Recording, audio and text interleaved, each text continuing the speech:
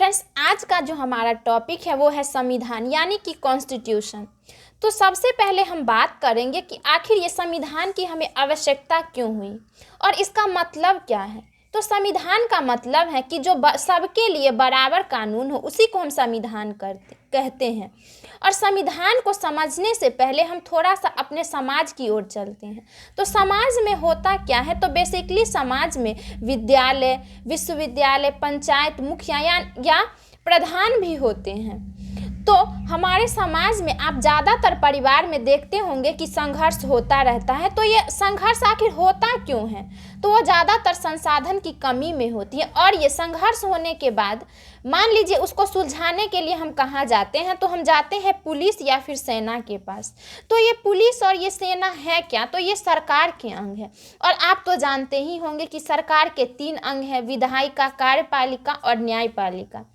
अब हम सरकार को समझ गए तो थोड़ा सा हम जान लेते हैं कि ये विधायिका, कार्यपालिका और न्यायपालिका करती क्या है।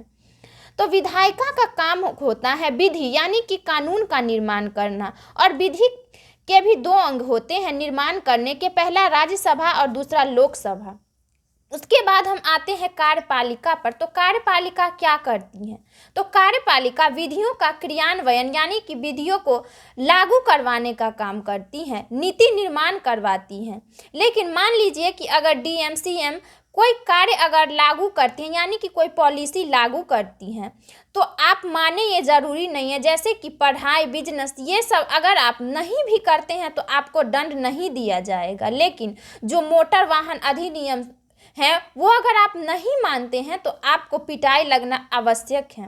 उसके बाद हम बात करेंगे राष्ट्रपति और प्रधानमंत्री की। तो राष्ट्रपति और प्रधानमंत्री का जो चुनाव होते हैं वो भी कार्यपालिका के ही अंदर होते हैं, लेकिन वो अस्थाई होती हैं और ये 5 साल में बदलती रहती हैं। लेकिन डीएम और एसपी जो होते हैं वो अस्थाई होती हैं। अगर ये एक बार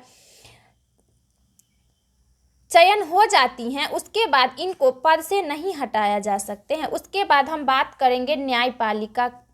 तो न्यायपालिका की आवश्यकता क्यों पड़ी, तो मान लीजिए अगर विधायिका कोई कार्य या फिर कोई कानून लागू करती है लेकिन राज्य कहता है कि हम इसको नहीं मानेंगे, तो इन दोनों में अगर कोई विवाद होता है तो हम किसके पास जाएंगे, तो उसके लिए हम जाएंगे न्यायपालिका के पास जो इन विवादों को सुलझाएगा। उसके बाद हम थोड़ा सा देख लेते हैं कि क्या सभी देश में जैसे हमारे देश में कानून है उसी प्रकार हर देश में कानून होते हैं, उसी प्रकार क्या सारा देश स्वतंत्र होता है, तो उसके बारे में भी हम थोड़ा सा चर्चा कर लेंगे। हम थोड़ा सा बात करेंगे म्यांमार, जिसे हम बर्मा के नाम से भी जाना जाता है, जिसे हम बर्मा के नाम से भी जानते हैं।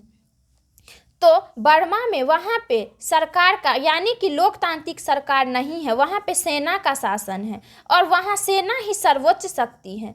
वहाँ पे भी नियम है, कानून है, विधायिका भी है, कार्यपालिका भी है, न्यायपालिका भी है, लेकिन वहाँ पे लोगों का कोई कानून नहीं चलता है। वहाँ पे लोगों को वोट देने का अधिकार नहीं है, वहाँ पर व्यक्ति की आज़ादी नहीं है। उसके बाद हम बात करेंगे ईरान की। तो ईरान में जो कार्यपालिका या फिर न्यायपालिका है वो सब धार्मिक नेता के हाथों में है। फ्रेंड्स, आप थोड़ा सा सोच करके देखिए कि किसी भी देश में अगर धार्मिक नेता है और आपको कपड़ा पहनने का भी छूट नहीं है और आपको कपड़ा पहनने के लिए भी इससे यानी कि धार्मिक नेता से पूछ के आपको कपड़ा पहनना, आप सोच करके देखिए कि आपको कैसा महसूस होगा।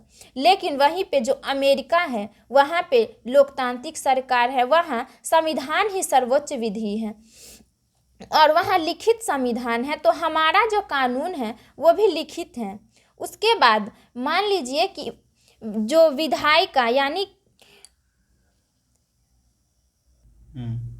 और एक और बात जो आपको गौर करने वाली बात है कि मान लीजिए कि अगर विधायिका कोई नियम लागू करती हैं यानी कि कोई कानून बनाती हैं, तो